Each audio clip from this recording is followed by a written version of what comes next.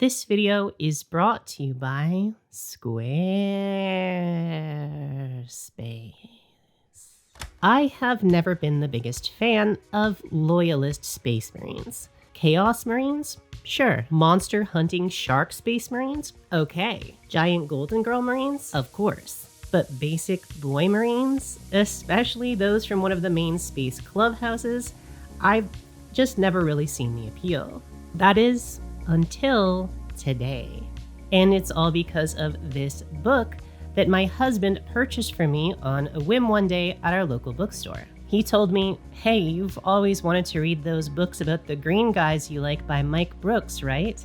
To which I said, "Don't threaten me with a good time." So I started reading, not really knowing what to expect, and I was immediately hooked. The point of view characters of the lion and his Jean's son, Zabriel, are both extremely relatable, interesting, compelling, I almost want to say lovable characters who show us that not all Space Marines are that stereotype of the authoritarian super soldier who worships the Emperor as a god, which because of all the memes and internet misinformation, I kind of just assumed that was the deal of all of the loyalist Space Marines.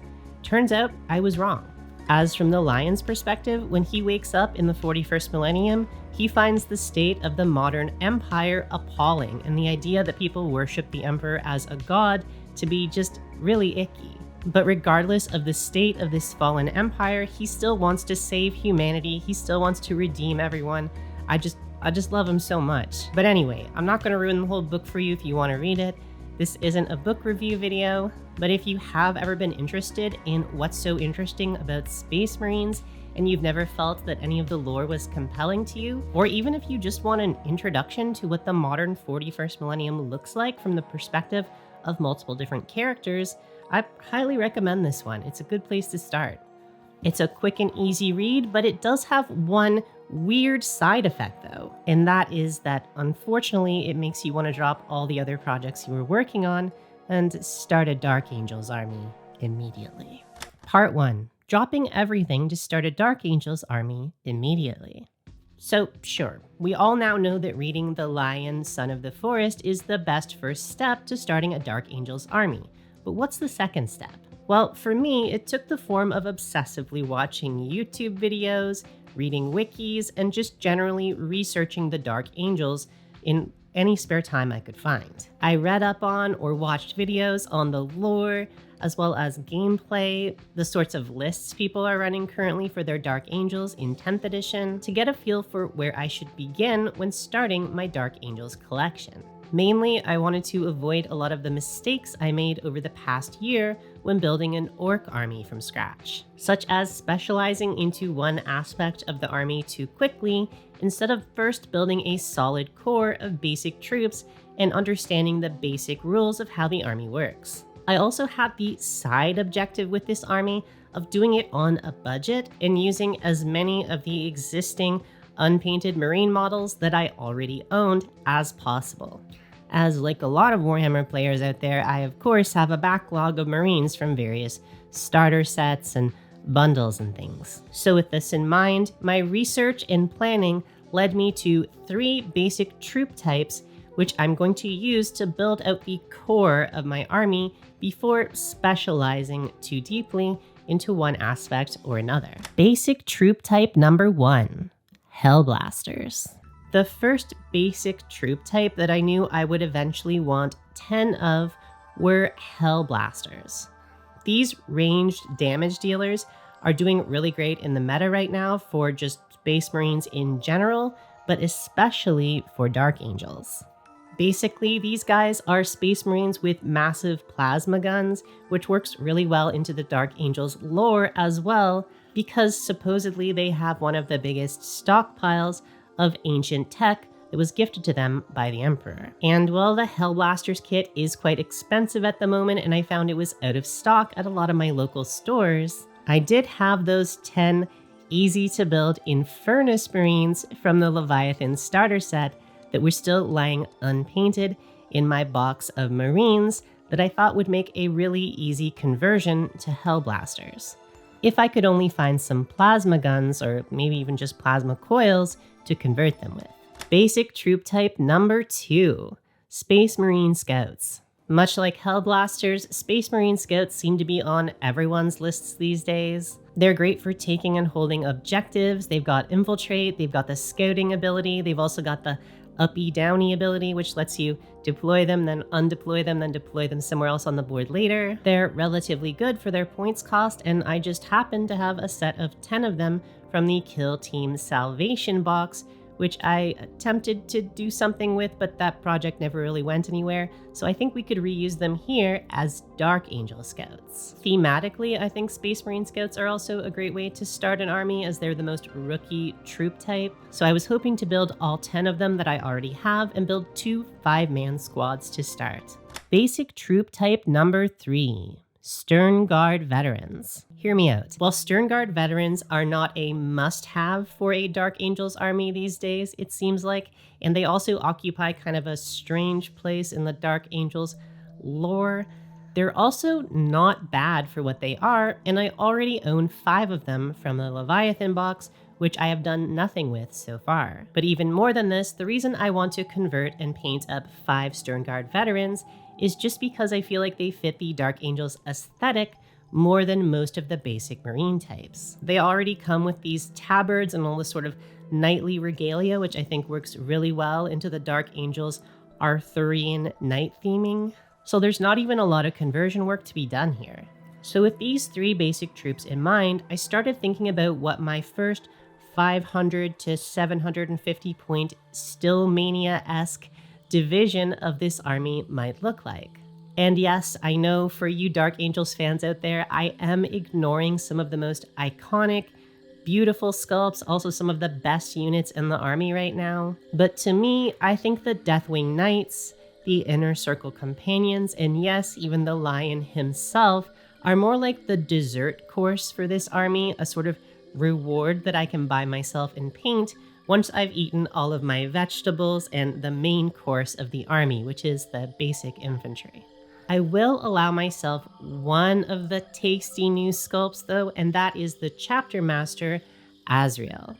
Both because he's sort of an auto-include for the army right now, he's just really good, whether he's leading the Hellblasters or whether he's leading Stern Guard Veterans. There's a lot of different ways to use him. But even with Azrael, he's still not a cheap model. He's like $40 Canadian for a single plastic model. So I will only be purchasing him as a reward once I paint up my first 20 rank and file troops. But do you know what else could be a really fun reward once you paint up your first 20 rank and file troops for a new army? That's right. It's making a webpage to display them using this video's sponsor, Squarespace. Squarespace is the all-in-one website and hosting platform for all of your website needs. And it's super easy to use. Just pick from one of their fabulously designed pre-made templates, and then customize things to your heart's content using their extremely intuitive drag and drop design system. I have been using my current Squarespace site to host a gallery of my painted miniatures, all of my painting reference documents, as well as an online store. And it has a ton of payment options built in, all the ones you would want, and you can sell anything from memberships to services, physical products, of course, digital products, and it's extremely easy to set up and keep updated. So if you need a website, why not check out squarespace.com today for a free trial. And when you're ready to launch, go to squarespace.com/Dana Howl for 10% off your very first purchase of a website or domain. And now back to our video. So, where to begin? I knew that I eventually wanted to build and paint at least 10 of each of these chosen units, but I currently only owned 5 of the Stern Guard Veterans, and for the Hellblasters, I would definitely need to buy some plasma guns or find a way to convert them if I wanted to turn my 10 Infernus Marines into Hellblasters. So I figured I would probably build the Scouts first, as at least I have 10 of those, and then maybe I would try to order some third-party parts for the Hellblasters. But as I was planning this out, of course the new Space Marine Battle Force for this holiday season was revealed, which seems to be a pretty good value for a Dark Angels player.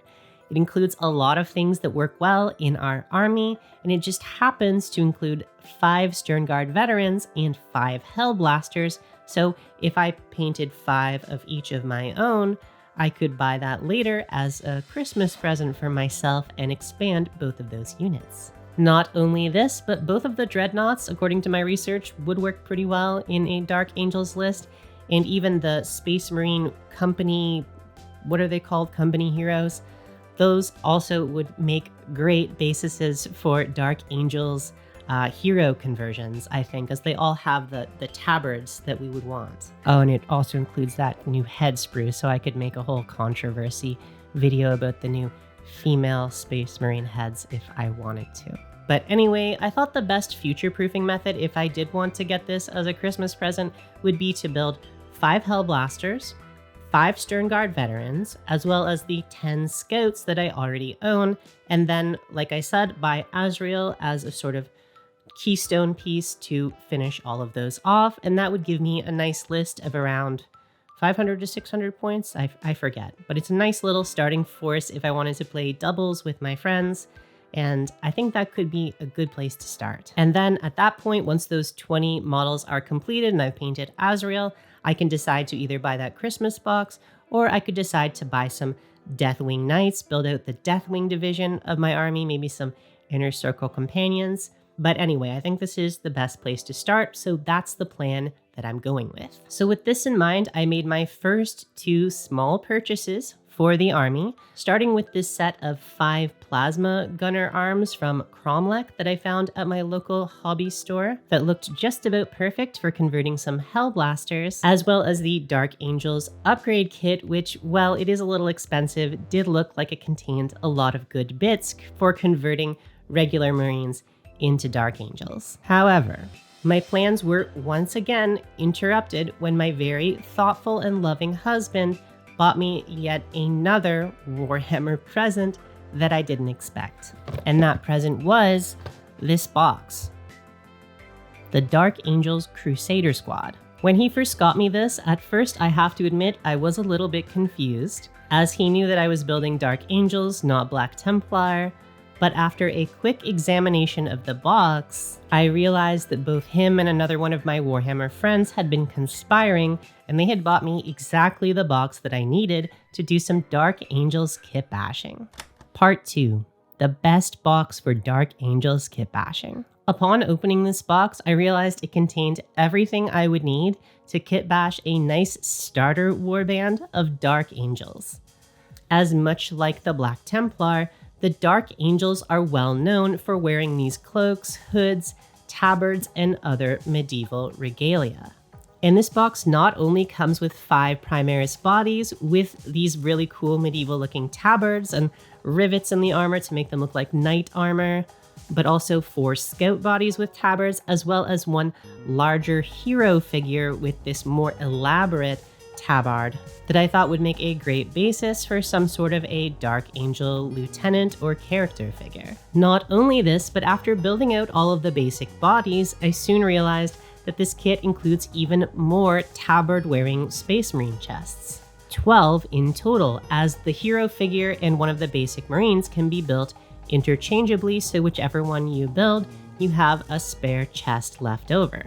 So in summary, I ended up building 5 of these as standard Marine bodies to build as Hellblasters. I built the 4 Scout bodies, and I also built the final Marine body in the hero configuration to build into some sort of lieutenant later on.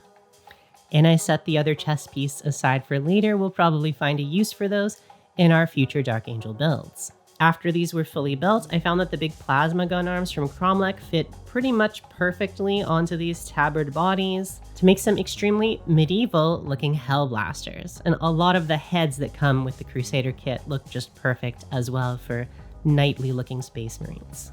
As you can see, when doing this, I always test fit the main components with poster putty first before committing to a super glue bond. And with the heads, I even left the poster putty on as part of the final assembly so that I can remove them later if I want to have more access to them for painting.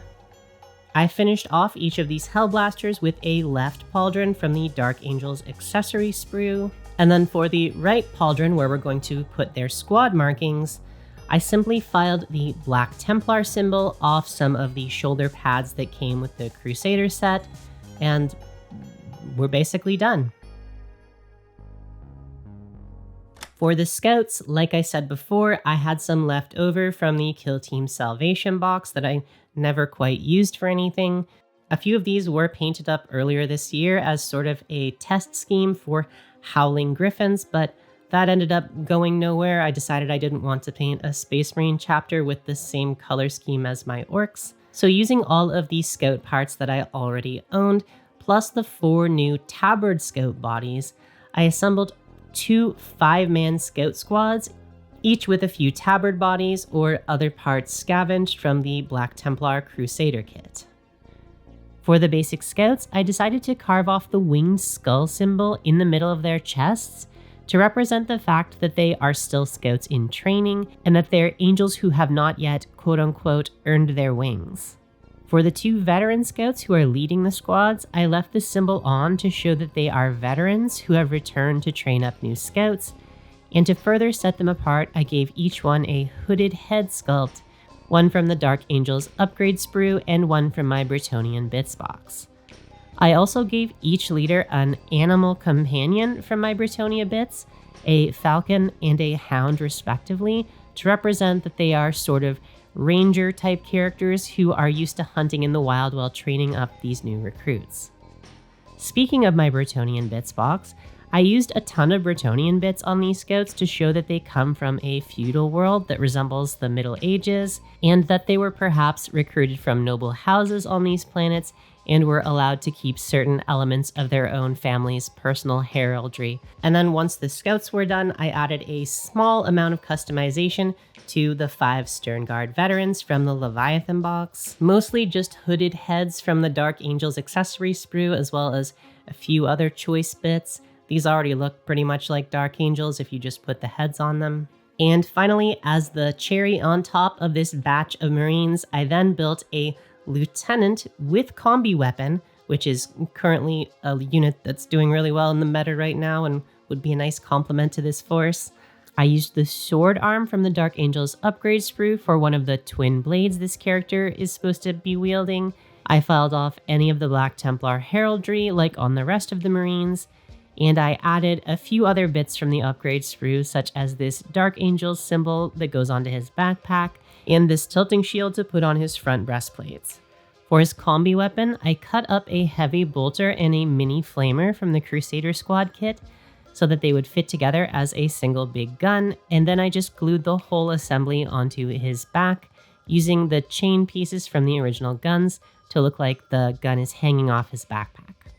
After removing the lantern from the lieutenant's backpack, I realized that between the Crusader bits and my Bretonnia bits, I now had 5 small lanterns, which I thought would look great on the Hellblasters.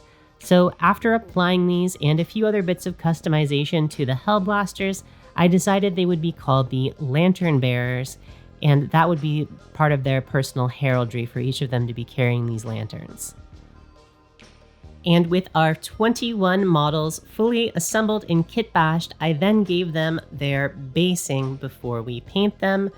And with these, I used pretty much exactly the same method that I used with that vampire spider warband I did earlier this year. I started out by adding a coating of wall plaster to each base to look like mud. And then I added in a few bits of foliage from my collection to look like forest ground scatter. I really want these guys to look like they're in a forest, and you'll know why if you've read this book. You want the forest basing for your Dark Angels. And I also added little bits of sand on top of this. And that's pretty much it. With our basing complete, we're finally ready to start painting, but unfortunately that's going to take me at least another week to complete. So stay tuned, and hopefully we will have a Dark Angels painting guide up on the channel within the next week or 2. And with that, thank you so much for watching. Thanks to all of our lovely and generous patrons and YouTube members for your ongoing support, and I will see you all in the next video.